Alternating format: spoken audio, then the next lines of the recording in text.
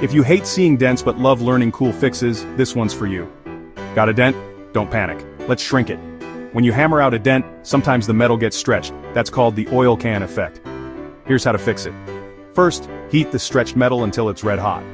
Next, using a hammer, gently tap around the edges toward the center. This helps the metal chase back where it belongs. Then, tap the center once or twice just to set it. Finally, cool the spot quickly with water. This shrinks the metal back to its original shape and, boom, the dent is gone. International Research Awards on Mechanics of Functional Materials and Structures. Nominate now, subscribe.